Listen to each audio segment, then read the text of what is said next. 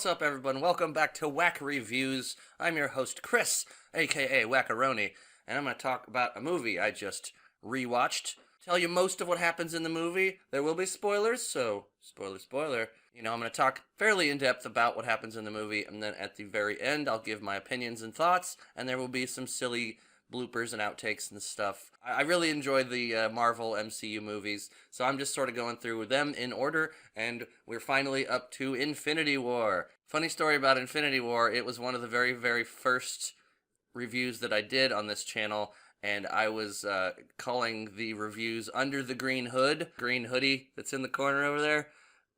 That review was very, very long, and my camera sucked, and my microphone sucked, and just everything in general was pretty bad, and I didn't edit it very well, and it was like 45 minutes long, so I'll end up putting a little snippet of that so you can sort of see the difference that time makes in new equipment and whatnot. This video is for those who have seen Infinity War, Avengers Infinity War, or are never going to see it. Don't watch this. Do not continue watching this if you have not seen Avengers Infinity War. Okay?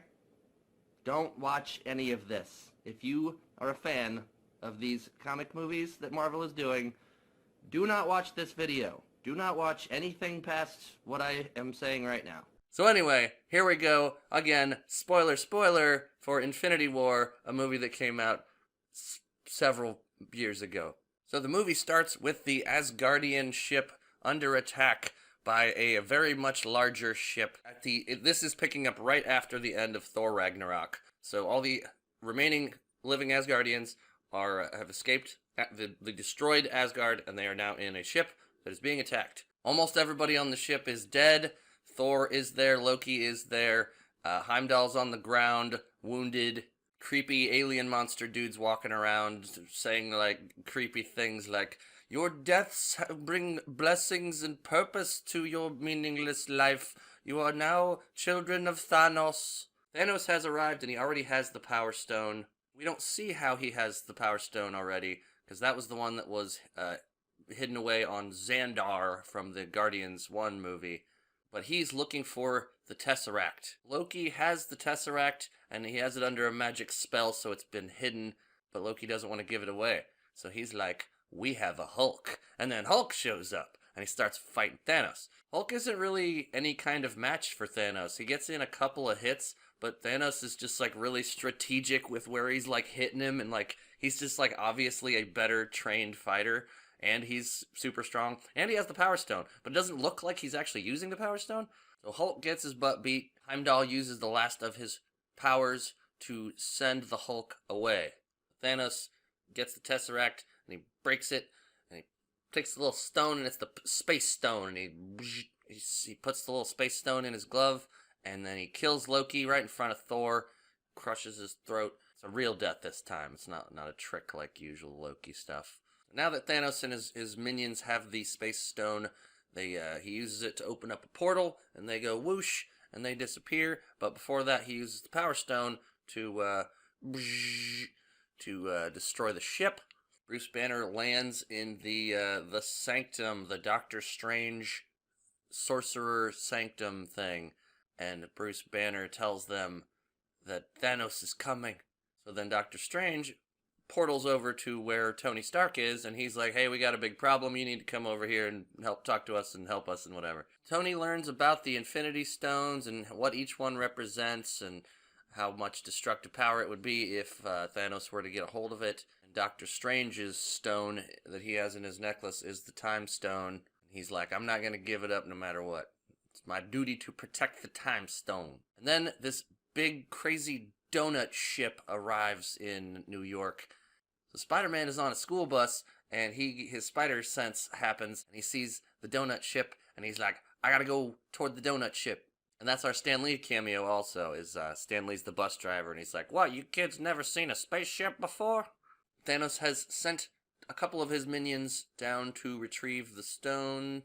He sends the big guy, I think his name's like the Black Dwarf or something, but then there's one of them called Ma, and he's like the little squiddy telekinesis dude. He's got crazy magic telekinesis type stuff. And he does all kinds of crazy cool stuff with his telekinesis. Tony Stark has a brand new Iron Man suit. And it's nanobots, nanotechnology. It goes and it's got brand new weapons, crazy laser stuff. Tony Stark's like, "Hey Bruce, get the Hulk out here. We need his help." And he's like, he's trying. He's like, he won't come out. And like you see, like half of his face is green, and the Hulk's just like, "No, I don't wanna." Spider-Man comes and joins the fight. The telekinesis man is able to trap Doctor Strange upside down in some bricks, and he tries to grab the necklace, but it burns him because Doctor Strange says there's a spell. It's a simple spell, but it's quite unbreakable. There's awesome, crazy battles going on. I'll just put in some clips of some of the cool battle stuff because it's hard to explain all of the things that happen. But telekinesis guy is kind of awesome. He's floating around on stuff. He's tossing bricks and making I don't know. It's a lot of cool stuff. Doctor Strange tells Mr. Telekinesis Magic Man, he's like, "You can kill me, but taking a spell, trying to get a spell off of a dead man is a big problem." And he's like, "You're only gonna wish you were dead." Basically, he's gonna take him up and into his ship and torture him. So they take him up into the ship, but Spider-Man's trying to help. He ends up going up in there, and Tony Stark goes, and he goes up into the ship too. Iron Man realizes that Spider-Man, he's losing his breath because they're going out of the atmosphere, and he starts passing out. So Iron Man sends him this little care package, and it turns out to be the Iron Spider suit. So he gets the Iron Spider thing, and then Tony's like, "Get out of here, get back to Earth, kid." And so he like releases like a parachute thing that pulls it back. And then we go find the Guardians of the Galaxy, and they're going after a distress signal. And they're chatting in the ship, listening to music. Groot is no longer a baby. He's sort of a teenager, and he's kind of an asshole. He's like playing a video game, and he's like, "I am Groot." And they're like, "Whoa, dude, watch the language." He's just playing video games, being a dick. Little teenage Groot-ass, dick-ass tree dick. Fucking tree dick. Turns out the distress signal that they were going towards it was the Asgardian ship. Thor is floating in space, and he smashes into the windshield, and they're like, "Ah!" They're able to wake him up. Thor wasn't killed in the explosion.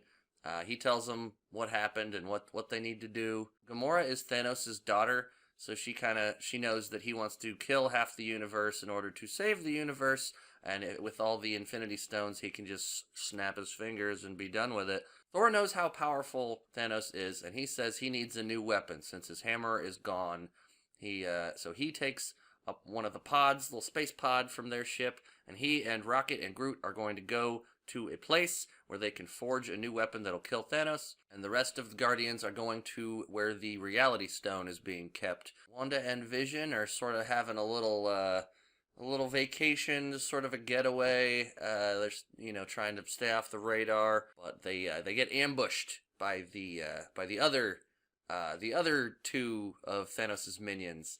I think one of them's called Proxima Midnight, and I can't remember what the other one's called. I want to say like Dark Elf or something. I can't remember. Proxima Midnight's actually an interesting one because in the comics she looks quite a bit different. There's just like a big thing on her head, but in this one it's just sort of a little thing on her head. But anyway, they get in this big cool fight. Vision is damaged somehow. He wasn't able to phase through being stabbed by this guy's special staff thing.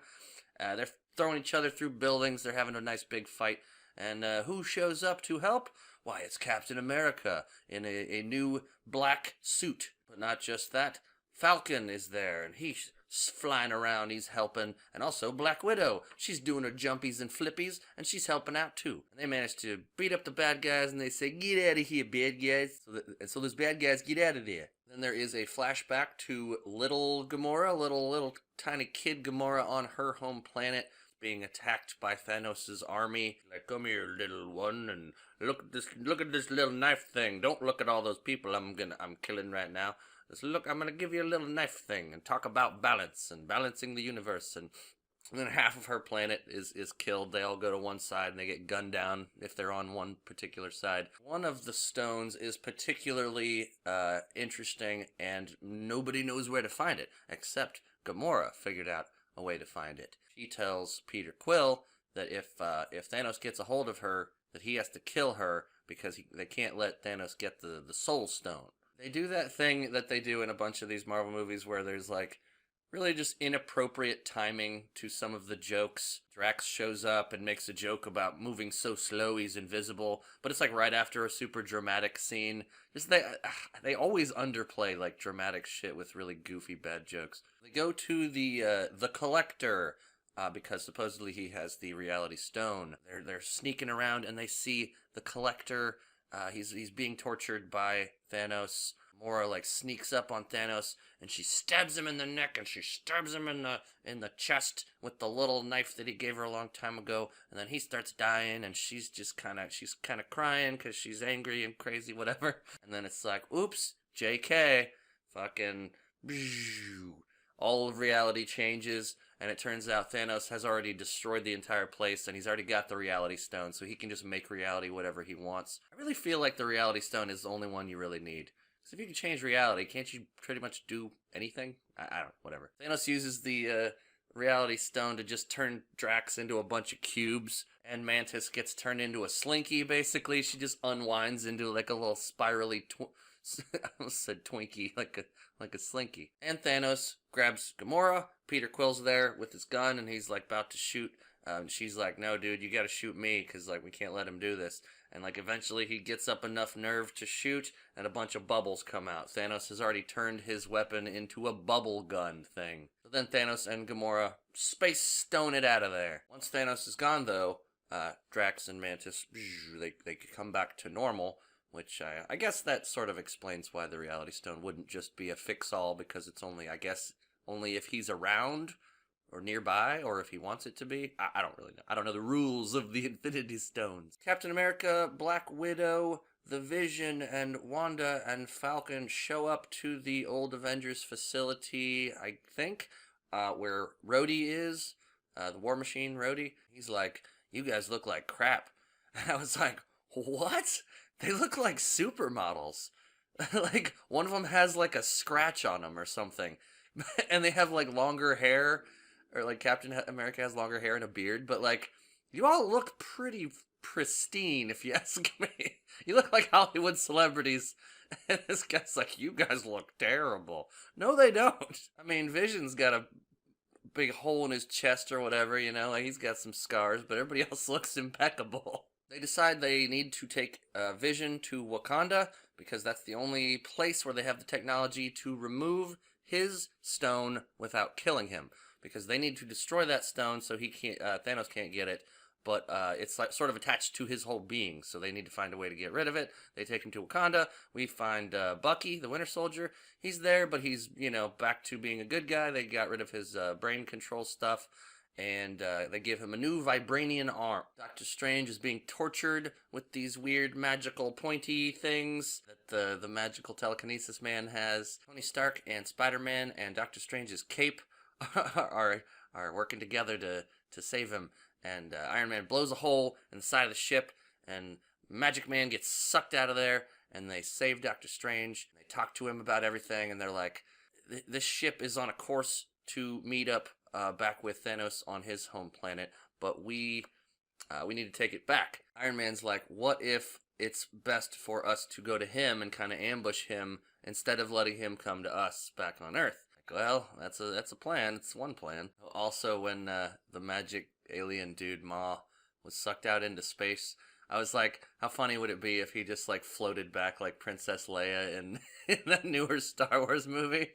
I can't remember which Star Wars movie, but she just uses the Force to just sort of float back to the ship. I'm like, this guy's got telekinesis. He could probably do something similar. Thanos has taken Gamora back to his lair, or wherever that happens to be, and he is telling her, "I need the Soul Stone. You know where it is?" And she's like, "No, I don't know where it is." But he has proof that she knows where it is, because he's been torturing Nebula, the other daughter of Thanos, and he's been like pulling her apart because she's got a bunch of machine parts, and he's like pulling her apart and torturing her.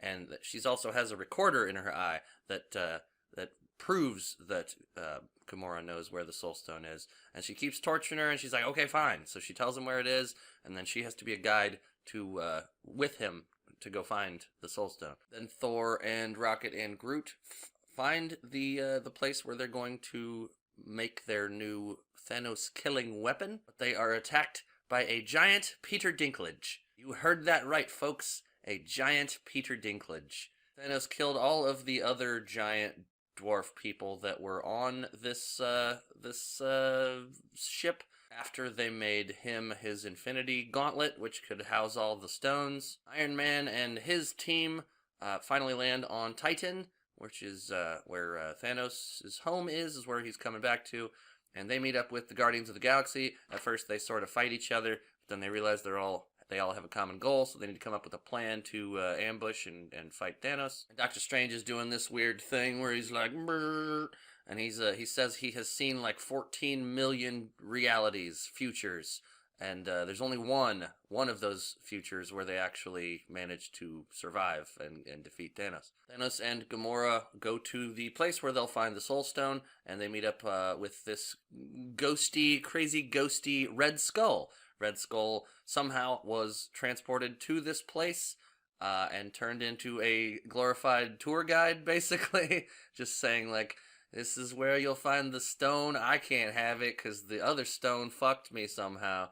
Now I'm here and I'm sort of a ghost. Another thing that Red Skull says is, this is, in order to get the Soul Stone, you have to give up the thing that you love the most. And Gamora's like, ha, you lose because you don't love anything.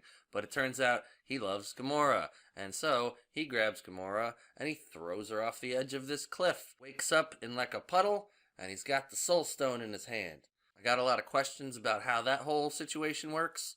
Like, what if he didn't bring the thing that you love the most there? What if you don't really know the thing you love the most or how to get rid of it?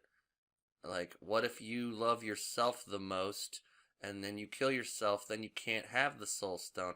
I don't know. I feel like there's a lot of questions to the how this whole thing works. What if you love the Soul Stone more than anything, but you don't have it? You can't kill it.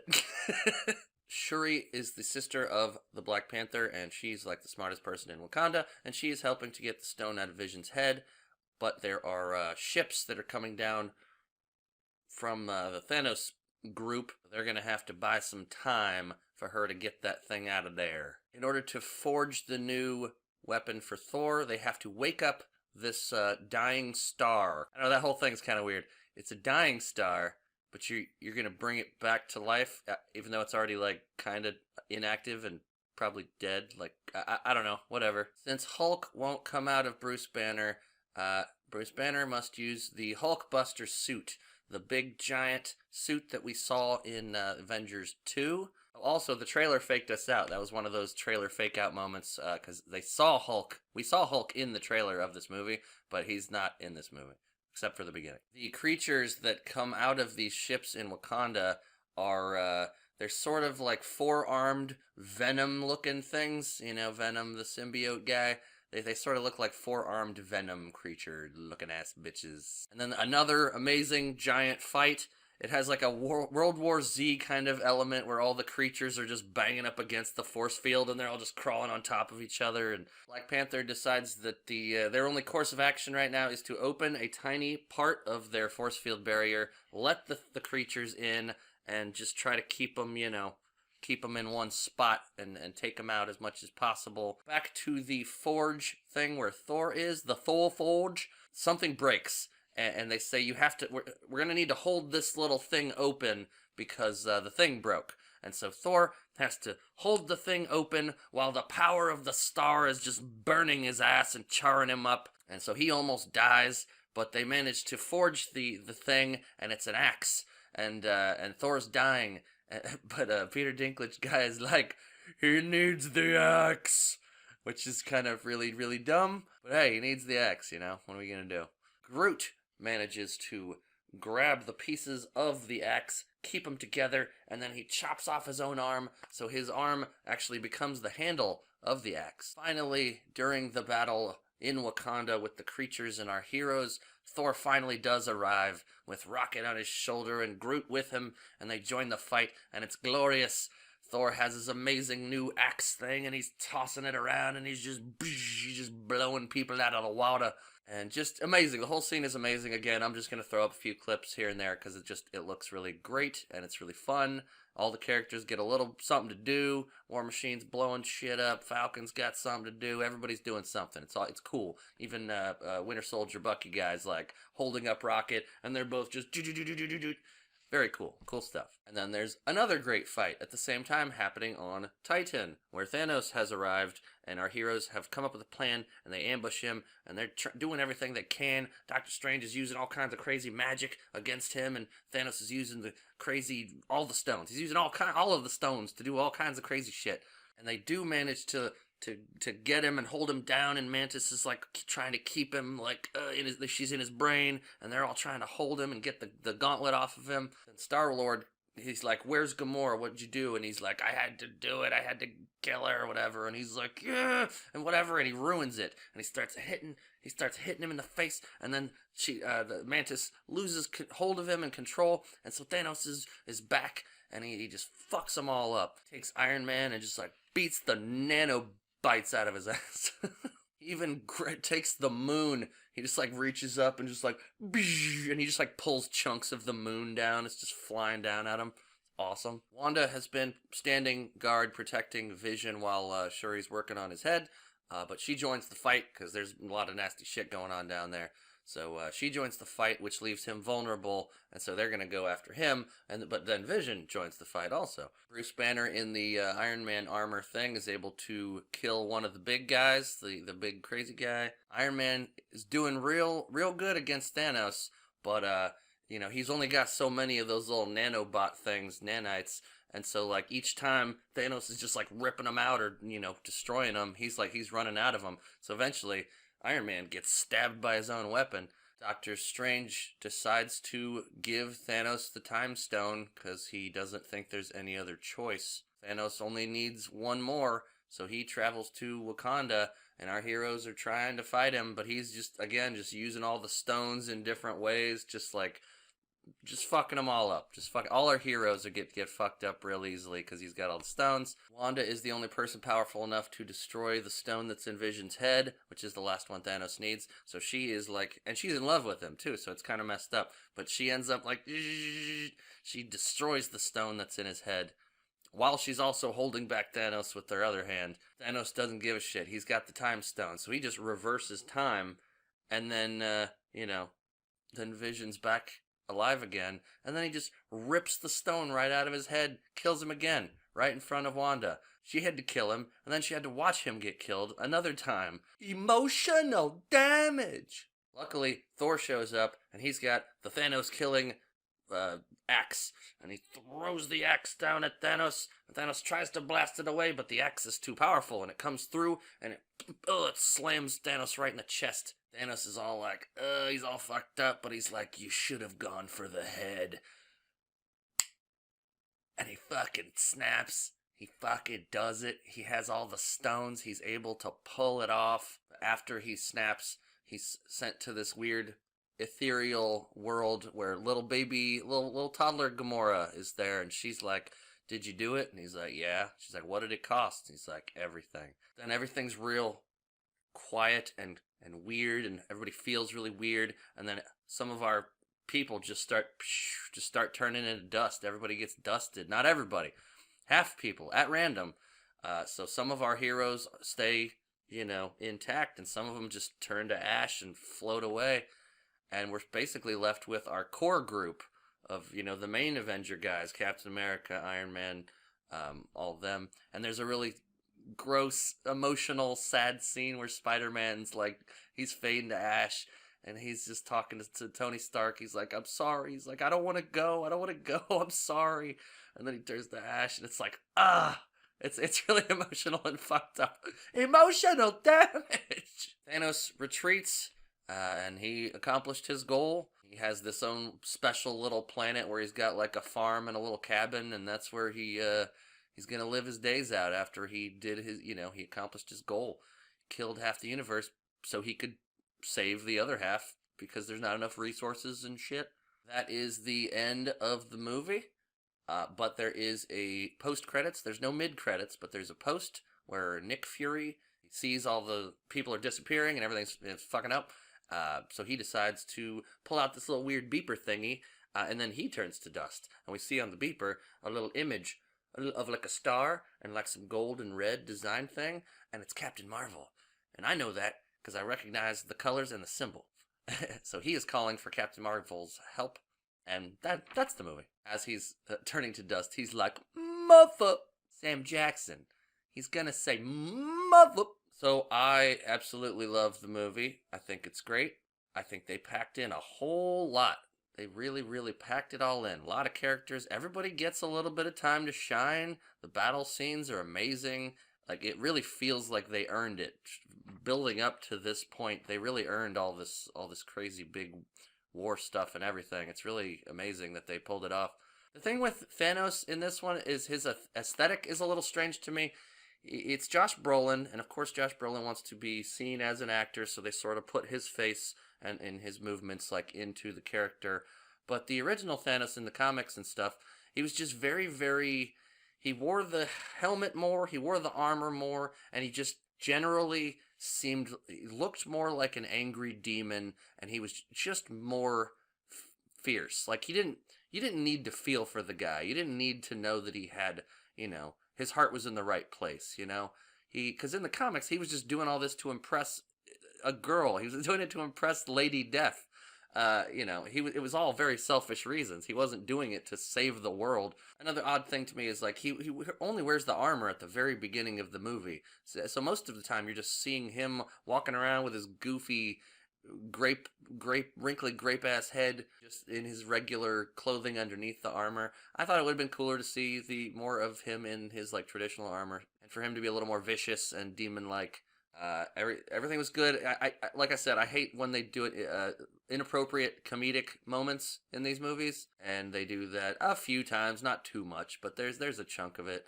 Most of the CG is really good. The effects are really good. There's moments where like I don't know, Iron Man's suit doesn't look quite real. Bruce Banner's head sticking out of the Iron Man armor looks a little goofy, a little silly, but most of it looks very nice. Music is good. Sound effects seem good. Acting is mostly good. The Peter Dinklage thing was kind of goofy, and I don't know if he was on his A game or if they just told him to sort of talk funny, but I don't know, whatever. I love that they had the balls to go through with it, like actually showing them lose and, half the universe get wiped out. I think that was a cool decision, that they actually went through with it and ended the movie like that. There was a lot of crying children in the theater watching their heroes get dusted. That's what I think and feel about this movie. I really, really enjoy it. Hopefully this is a better version of the review than the old one that I did. And I guess I'll catch you guys on the next one. Thanks for watching. Hope you enjoyed. Feel free to leave me a comment if you'd like. I enjoy hearing what you have to say about this kind of stuff. And yeah, I'll catch you on the next one. Peace out. Another one bites the dust. And he's fuck, I don't know what he's saying. And then Hulk, infinity and beyond burps. And, okay.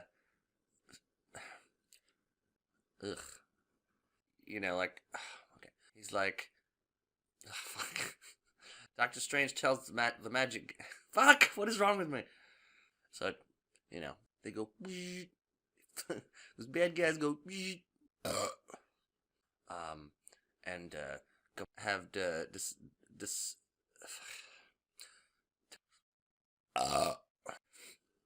and